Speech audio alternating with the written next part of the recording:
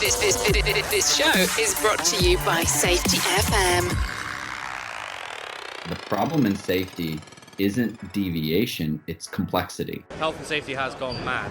Health and safety is trying to unpick having gone mad in the past. There's no one solution and one problem. The problem is that we are looking for one solution. Does the structure of the team allow them to flourish? Feel safe enough to be uncomfortable. The environment defines our behaviours. People aren't the problem, they're the solution. Rebranding Safety, crushing the stereotype. Brought to you by Risk. Yeah. Oh yeah, I've got that. Can you hear that? Oh, that's interesting. Hopefully everyone can hear us. Can you hear us? Yeah. Cheese toasties, yeah. Nice one. Hello everyone, my name's James MacPherson. Thanks for coming along and joining us with this interesting setup.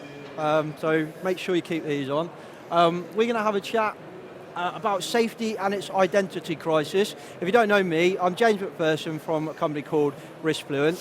But we also run a podcast and YouTube channel called Rebranding Safety, and it's being recorded live today, so we're going to put this out on the podcast, and we want to try and encourage all of you to get involved. So at any point throughout this chat, you've got a question, a comment, an opinion, shove your hand up, someone will come along and give you a microphone, and you can get involved, and you'll be on the podcast.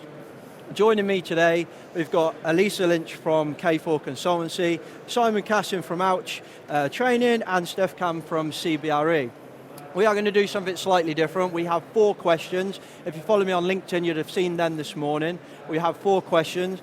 They are chunky questions. They're not easy questions, but hopefully it will challenge the way we think about our role. And I'm literally going to randomly select these. So we thought this was a really good idea on Zoom. Now we're here in front of people, we think not so much a good idea, but we'll find out in a moment. Which one do we want to go for? Are you going to do the language warning before we start? Oh, right, yeah, okay. If you don't know me and Elisa, we do have a bit of a potty mouth, so there is a bit of a bet going on as to who's going to swear and get thrown out first, me or Elisa. Tenner's on, Perry will take your bets for you. Shall we start? Let's get into it then. If I can hopefully open one of these. Whoa. If we get through all of these, great. If we get through any one of them, we'll see where the conversation takes us, but we're starting with... Oh, that's a nice one to start with. We're starting with what type of cognitive diversity does safety need and where could we get it from? So cognitive diversity, different ways of thinking, diverse thoughts and so on. So, who wants to go first? Who's got an opinion on... Well, the big question is, James, can you guys hear me okay? Yeah, cool. The big question is, James, have you brought your book with you? No, I actually haven't. Somebody borrowed it. So James has a book that he always refers to when he talks about cognitive diversity. Do you want to mention it? Of course, my good friend Matthew Syed, not really my friend, I wish he was. He's a very big, popular person nowadays, but he wrote a book called Rebel Ideas. If you haven't read it, make sure you do read it. It's a great book. Loads of different case studies around cognitive diversity and getting different thoughts, and why potentially I think of that like a risk management tool now, and I use it with my clients quite a lot about, who are we talking to. We all talk about talking to the shop floor a lot of the time about their job, but do we talk about maybe talking to customer services about how we're going to drive the plant and stuff like that? So yeah, Rebel Ideas, big book for me. I have a thought on that book. I also am a big fan. I think he's ace. Yeah. All right. Throughout the book, he talks about great wisdom of philosophers, and then talks about things like getting groups together to work through ideas, but there's no philosophers in that book. So we think philosophy is brilliant, and we're going to put a team together, and we miss out the philosophers. Yeah. It just doesn't make sense. Yeah. Do you think in general in safety, philosophy is missing as well? I know we talk about it a lot, but... Well, all you've got to ask yourself is, what is philosophy? It's about thinking and knowledge. What element of health and safety wouldn't benefit from thinking better and understanding what knowledge is? The whole concept of health and safety is a philosophical concept. It's to do with ethics, which is a philosophical discussion. It's not a business management discussion. It's a philosophical discussion. And in our industry, to my knowledge, we can't even think like that. So I think that is, if it's like an imaginary world of adding something to the pot of cognitive diversity, I would like to add philosophical thinking and reasoning. Right, if there's that magical pot there, I'm putting mine in there. Yeah. So do you think like looking for people with like, say, a philosophical educational background, so like people who haven't necessarily maybe done an engineering degree, but maybe done a philosophy degree, trying to get them to come in, or say to them, safety could be a potential career choice for you maybe? Definitely. Yeah. What I would like is, I'd like these people here to go away and start to look at things from a philosophical perspective. Yeah. There'll be some of you who'll take to it, and what we really want is 1,000 and 10,000 people in the world who can think philosophically, asking questions about health and safety. I don't expect somebody who's done a 3-day health and safety course to do a philosophy degree. That's nonsense. Yeah. But then what we need to do is we need to share that learning and wisdom in a way, at a level that is appropriate. Yeah. That's what I think, Yeah. and I could be talking nonsense, but there you go. No, it wouldn't be not the all. first time. No, not all. Yeah. I've got quite a practical example of where we tried to bring in some cognitive diversity into the workplace. So I was in the really fortunate position 2 to 3 years ago, just before the pandemic, where the organisation I worked for at the time was looking to recruit almost a brand new health and safety team. And I think the kind of usual way of thinking would be to go, it was in the property sector, it was in construction, so I think you would normally think to go and look for that skill set. Yeah.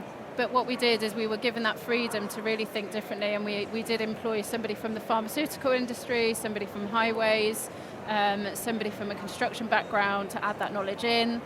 We had a few environmental health officers in the team, and yes, you don't often get that opportunity to start from scratch, but the benefits it brought were absolutely incredible. You know, you really got people viewing things from different perspectives. Also different risk tolerance, I think, is really important. Yeah. So you don't all have people who are risk averse the whole time. You have those risk takers as well in that mix. So that really was great and brought great benefit to the organisation. Yeah. Cool. Any thoughts on cognitive diversity, Elisa? No. None at all? No. No, look, I think, to Steph's point about even looking at people from different industries, like if we go, is there enough cognitive diversity in safety, as if like safety is just this homogenous blob, which obviously it isn't. And so if, you've got like maritime, construction, all these, nuclear, all these things, and what really fucks me off. So how much was that? Well, there was Just did it to get it out of the way, lads. The nerves, it's going to get worse. But what really does annoy me is this thing of, we're looking for somebody with this amount of experience from this one industry and not ever looking at people in different, even within safety. Yeah. So like, you look at people if they're like working in safety and aviation. If we took someone like that and then put them into construction, like the results could be unreal, and we just don't do that. It's like you wouldn't even apply if you haven't been in the industry before. Yeah. Sure, that's rubbish. Yeah, and I mean, just thinking of that. Yeah, sorry, Matt. Just thinking of that example. I'm like a massive friend and fan of Adam Johns. I was just thinking of him, and I love him, and he hates how much I mention his name. But ultimately, he's from an aviation background, so his background is aviation safety. He's now working in rail, and and then the head of safety is from like run airports, but essentially is a safety background, like a traditional our normal health and safety background. You combine those two worlds together, with a mixed bag team like you were giving an example there, Steph. What a phenomenal little power team that's going to create. Go on, Simon. Why don't we have safety art? Why don't we get artists involved and sculptures and people, poets? Why not? Yeah. I don't know what those people are, but they probably think differently than I do, and I'm quite open to that. Yeah. So why don't we get them in? I've got artists in the family, and they do think differently. Yeah. Why not? Why has it got to be just safety? And I know there's a group, and I'm sorry, I may say it wrong. Is it called Lockyer, where they get young children involved Locker in project? What a great idea! Yeah. Brilliant. Yeah. They've not been tainted with all those biases and all that sort of stuff, and that's really cool. Can I just say one other thing? Go on. So, and I'll shut up then. So the thing as well is that we have to be careful of a thing called epistemic injustice. Right. So what that means is, and this is honestly, it's really simple. It means two people speak. When one person speaks, we think the value of what they've said is more valuable than if another person speaks. Okay, yeah. And so what we're doing is we're judging the value of the comment based on our perception of the person, not the value of the comment. Philosophy stops you doing that. It says, what's your argument? Not who are you? I don't care who you are.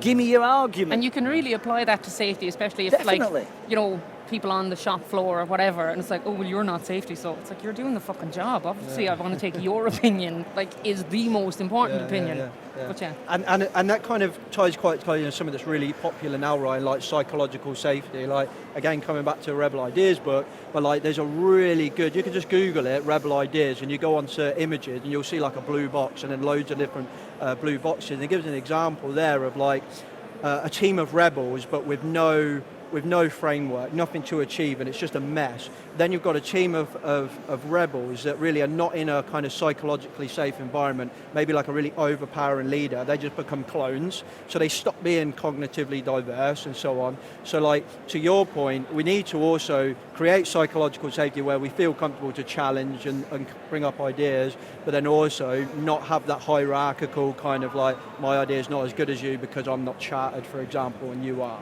And there's a lot of other stuff around this, more than just, let's just go get loads of diverse people in the group. Like, you've got to do that and then enable it. I think that's really important. Can I ask this lot a question? You go. I don't know whether they'll answer you, but... Can you put your hand up if you've had any formal critical thinking training? that's a big zero. Oh, if I brought along like a tumbleweed, that would have been really good. Can I ask you another question? How much of your value you bring to your businesses requires thinking? Put your hand up if it requires thinking. There's a problem. There it is. That's it. It's there. There we go. A big thing you taught me, actually, Simon, about 2 years ago, this weird guy here rang me and just like verbally abused me for about an hour. Like, philosophy, and I was just like, what the hell? I'm not getting this guy on the podcast. Thank God I did. And one of the big things you kind of taught me was like having an idea and kind of challenging it. Even if you love that idea, like you've read a book and you're like, this book is amazing, really critically kind of challenging that. And when you have your own ideas, coming up with arguments for and against. And I actually did a workshop digitally the other day and got a group of people to do that. Like, pick the idea that you like the most and come up with argument for and against. And they all nailed the for because it was an idea they loved, right? But getting them to think about against, like go against your own idea, it was phenomenal. And I now do that as a common practice. I come up with a great idea and I argue myself out of it. And if it's still good, then off we go. Well, that's Socrates, mate. Yeah. Go right back to Socrates. That's yeah. what he did. Socrates. Why do we think that's why do we think that's that? Yeah, exactly. Yeah. Should we nail another question? Yeah, Let's go for another Let's one. do it. Oh, these are the big ones now. The only ones that are left are the big. That was the nice one. Oh yeah, this was the one I wanted. Is safety narcissistic? So I'd like to give a little shout out for this question to a man called Stuart Hughes. If you don't know him, the Vice President of IOSH, and he started writing blogs again, and they're really, really good. And he has a blog on this exact topic. Is safety narcissistic? We're having things like not just having a walk around the work, it has to be a safety walk. Not just having a talk with people, it has to be a safety talk, and so on and so forth. So who wants to give an opinion on is safety narcissistic? I'll go. So I read Stuart's article, and I have to say, after reading it, I went back into the workplace, and it was everything. Yeah. Like you say, it was every single training had the word safety at the front. And I know it's important to identify it, but equally, if we perhaps drop that and just talk about training, or we talk about, in my new company, we do a safety moment at the beginning of every single meeting. I'm here representing, so it's fantastic. But can it just be a moment to talk about something in business? I understand it's about bringing safety to the forefront of your mind, but it does become a bit cliched. Yeah. It'd be interesting if you go back into your workplace, just think about how many times you do actually just say the word safety, and that's where maybe narcissism is a big title, and there's some bad connotations that come with it, but it's like a natural, a bit more. It's self-obsessed, I'd say. We're quite. self-obsessed. Yeah. I think as well, when I read the question of narcissism, actually the word like arrogance really sprung to mind for me. Yeah. And it was like, oh Christ, we can be really bad at it. And I'm absolutely including myself in this. Yeah. I have been that dickhead walking around the workplace being like, no, safety. But like, I think there is definitely a level of arrogance, and it, especially for me, is around the word educate. Lads, it makes my skin crawl. It's like, I'm going to educate the workforce. Like, are you? Like, if somebody came to my job and was like, I'm here to educate you, I'd be like, Back off. off. Like, yeah, it really, and it's like, and you'd hear a lot of safety people go like, I'm an educator. It's like, yeah, but are you though? Like, are you a qualified educator? If you are, great. If there's qualified educators here, brilliant. Yeah. Could definitely teach us a thing or two, and there's a difference between obviously education and training. But I just think, yeah, there is definitely a level of arrogance of I'm going to go out and I'm going to impart all of my knowledge. And I would just say maybe next time you feel like going out and educating, pump the brakes and maybe go out and learn. Like ask instead of tell. That really would be the thing for me when it comes to. There's like a natural goal conflict in the two, isn't there? Like we're like, oh, safety this and safety that and safety this, and then what are you trying to achieve? Oh, I'm just trying to get everyone to think about safety as part of operations, or maybe just stop talking about safety and start talking about operations. Simon, you must have something to say about that. I have something to say about almost everything. There are bits that, you see, we're not going to talk about this, but if we could understand things like the relationships of ideas, and we could understand how language is formed, and we could look at Wittgenstein, which we're not going to do that, okay? We could look at this differently about the word safety, and I've not made any comment on that, so I'm not going to. But my point I'm saying is we can't discuss this. We can't really discuss whether we should use the word safety or not, because we don't really understand the relationship between words and ideas. We don't really get it. So you can't even have the conversation. You just go, I mean, how many times do we go, I think, having never thought? I mean, it's just, well, why do you do that? Because that's what we do. So you're kind of like the thought process would be that you've tried to come up with for and against, and you've created, but actually you don't do that. When we say I think, it's actually just an opinion in that moment. It's kind of what, Something pops in your head and you go, yeah, it kind of seems all right. Let's go with that.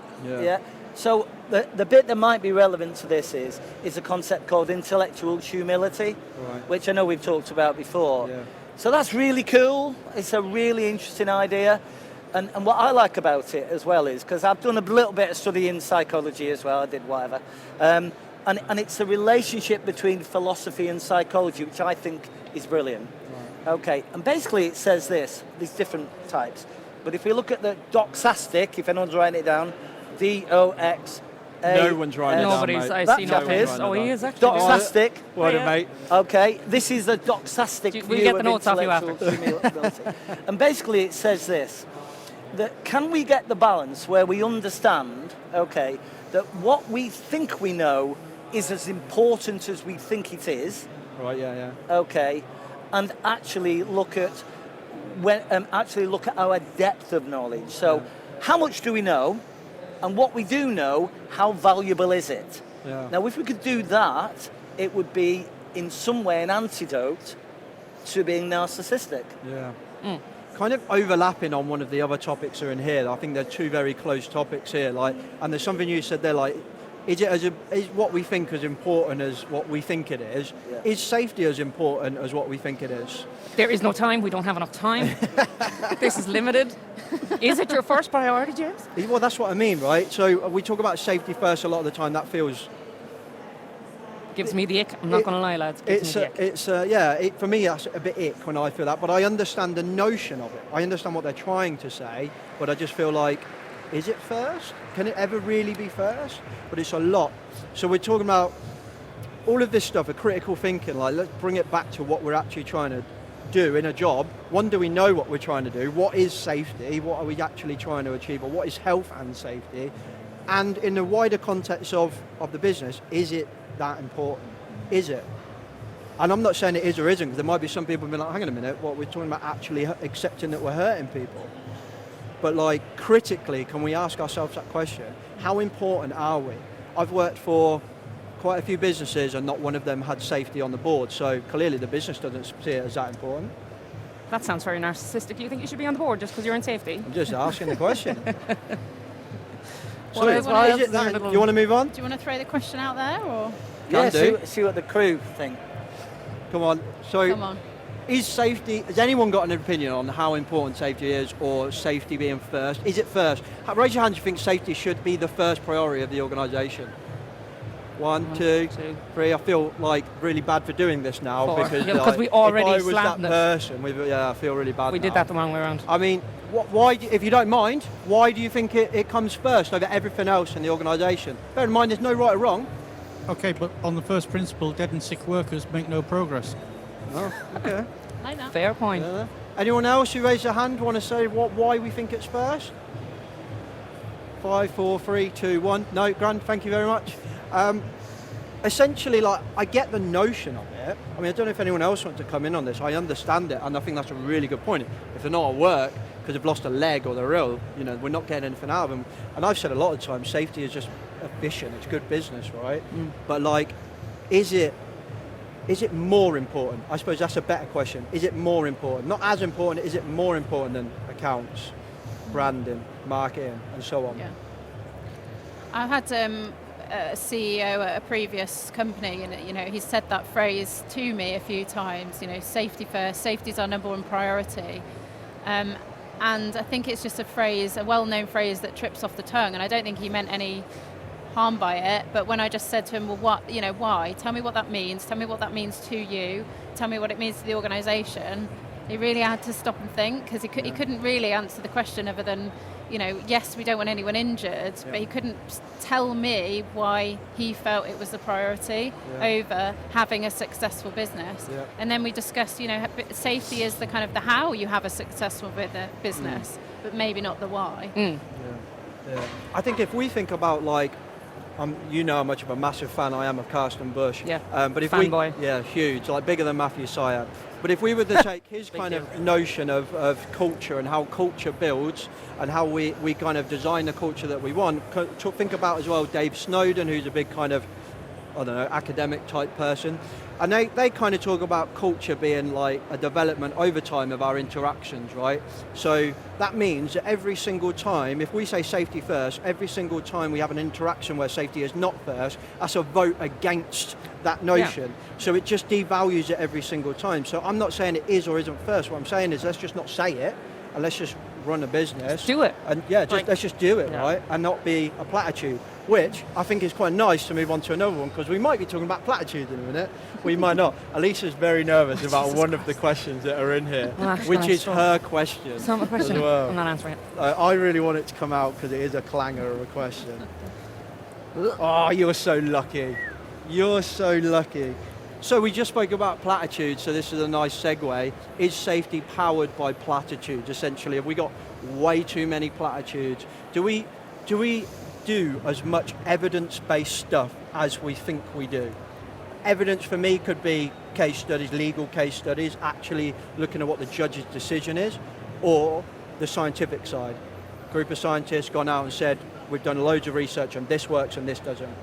I think you could listen to the Safety of Work podcast, and they've got a really good one on high visibility jackets, and actually the evidence says they don't work. Sure, the HSE are sitting over there. We should go talk to them about their manual handling signs that says it don't work, guys. Manual handling training by the HSE says it doesn't work, yet we still do it. So we're like, but let's just all go over now. They'll be raging. I feel uncomfortable removing it. Removing that is like, it feels weird, right? And I think the HSE would be pissed off as well if we got rid of it. Yeah. So how do we become more evidence-based? Like, are we too powered by platitudes? And anyone got any kind of thoughts? Go on. The first thing we need to do is to try and understand what the platitude is trying to get across. What's its message? Yeah. And then we look at its message and say whether that message is logical, whether it's been thought through, whether it's attached to something. I'm not going to talk. I could talk all day about the concept of zero harm, and I actually can make a reasonable argument for it. Yeah. But it's a philosophical argument, and I've never heard one. So they're missing out. Those people who are into all that, get in touch and I'll help you create a philosophical argument in favour of it. Yeah. Because just a simplistic platitude doesn't work. It just doesn't work. Yeah. And then what happens is the underlying meaning, which isn't attached to anything of substance, people just go, what? And they either go for it or they don't. Yeah. We need to understand as well, platitudes generally will influence emotion rather than thinking. I feel like this, therefore I think this way. Yeah. That's how they tend to work. Okay. But really, do we want to live think about our health and safety worlds based on how we feel? I'm not saying it's not important, because it is. There's a lot of emotion in safety, though, isn't there? Like when you said that, I was like, do you know what? That's so much of the stuff that we do and say is emotional. Yeah. It's trying to hit those things. You've been very quiet, Elisa. Come on. Me? Yeah, come on. What do you think about platitudes? Hate platitudes. Stop with the platitudes. Enough with the platitudes. That's it. That's all I have to say. So what do you think of a platitude? What is a platitude? What is a platitude? So you kind of define it there as something maybe that it's not actually having any impact, maybe, or it's not something tangible. So my understanding of a platitude is like saying the bleeding obvious. Right. Yeah. It's like, can you imagine this? If you said to your family every morning at breakfast, if families sit and have breakfast in this Truman-like world, and we all sit round, we all have breakfast and say, oh, what are you going to do today? And we all said, oh yeah, don't forget, we need to have a love you moment. Love you. And then we all went off. How many times would we say that? We go, really? Yeah. Really? It's a platitude. Yeah. And I think we can find lots of examples of them. Yeah. I'm not saying we shouldn't reinforce things that are important. I'm not saying that at all. But just routinely just saying the same thing. Yeah. To be honest, it's boring if nothing else. Yeah. You know what I mean? So, I don't know.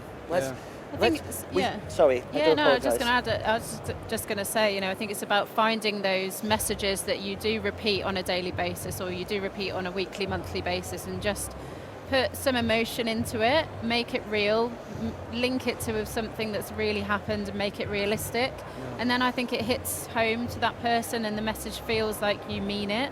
Yeah. I think whereas if it's just that sort of rhetoric and it just rolls off the tongue because you're used to saying it every Monday, it just doesn't mean anything, and it doesn't land. People don't listen. So I always try and tag on that story or the emotion to a message I'm giving. Yeah. Well, like it's interesting because if you look at kind of again Dave Snowden's work, he talks about when you're working in kind of really complex environments, he uses heuristics, as he says, which basically like one-liners that can help you solve problems. So it might be like coming up to that point of no return in a process and always saying to yourself, have we done this, or think about this, or something like that's a heuristic in what they say. That could very easily, quite quickly, become a platitude, couldn't it? Like, you can have loads of stuff in a workplace so you're like, oh, this is actually really helpful, but over the years, those interactions have devalued it, and it's now become a platitude. Like, I wonder how much we can go in and go critically thinking, when we brought this in, it worked and it made a lot of sense. We're in a different world now, a different time, and it's not working. Like, I think a lot of platitudes maybe were brought in with the best intent, but now they're just a bit nothingy, and they're just words on lanyards or coffee cups. And just look around the room for the eye roll. Yeah. Like, the people in the room will tell you. Yeah. Like, you can feel it, it's palpable. Yeah, for sure. Go on. So if we ask these people here, right, what are the 3 reasons why we should do health and safety? I would imagine, it depends who indoctrinated them, it'll be moral, legal and financial. Am I right? Yeah? Do you know they're all ethical? Legal is an ethical construct. Why should I follow the law is morality. Okay? Financial is motivated in ethics, utilitarian, consequentialist ethics. It's all ethics. Here, no speakers on ethics. Nowhere are we talking about ethics. Why? Because we don't know how to do it, so we'll put our fingers in our ears and do this. Why? Thanks for that, Simon. Thanks for that, mate. Sorry. No, that's all right. I was waiting for the run. I was like, Jesus, we've only got like 2 minutes left. Sorry. And Simon hasn't gone off yet. Sorry, I can do more rants if you want. So essentially, I think I think for me, when we were talking about this and our prep and now listening to what we're talking about, the consistent kind of golden thread for me is bringing that critical thinking. Oh, for me, if we can just challenge a little bit more, don't just read a book and go, oh my God, that's the best thing ever. I don't give a crap who it's written by, like whether you're this side or that side. Just think critically about what did that book tell me. What work are we doing? We've got like a minute left, so I don't know if there's any kind of closing comments that you think. For me, that would be the big one for me, critical thinking. Can we ask the group whether they think the health and safety industry would benefit from thinking philosophically? Hands up for yes. Interesting. Hey, Hands up for no. Hands up for I just didn't want to put my hand up. Simon's going to follow around all the no's and be like, listen, come here. He's like, yeah, black tie, white shirt, got you. Steph, any kind of closing comments? No, do you know what? You've really just made me think there, because I'm definitely guilty of finding a new book and coming into the office and being like, Karen will know that I used to work with, you have to read this and you have to follow what this says because it's the best. Yeah. But actually, you're right. What I haven't done is taken that time to go, these are the 4 arguments, but actually I haven't really thought about where this won't work or who this won't really resonate with. Yeah. So I'm going to take that today. Oh, nice. Yeah. Lisa? Yeah, I'd probably the same. I definitely get swept up in the fangirling of all of that jazz, new books, new academics. Like, I've burst into that many meetings and you're like, oh my God, safety differently, and they're like, calm the fuck down, you don't know what you're talking about. So yeah, definitely need to take a beat. Yeah, but think Todd critically. said, but Sydney said. Oh my God, all these people said. Yeah. I think that if anything, we could all do better at that. 100%. Yeah. I'm the same. I fanboy Carsten Bush. He could tell me jump off a mountain, and I would be like, that's how we do it. Yeah, that's just how we roll. So yeah, 100%. Thank you very much for the 3 of you. I hope you've all enjoyed that, or at least got you thinking a little bit, or laughed a little bit, and I hope you enjoy the rest of your day. Thank you very much.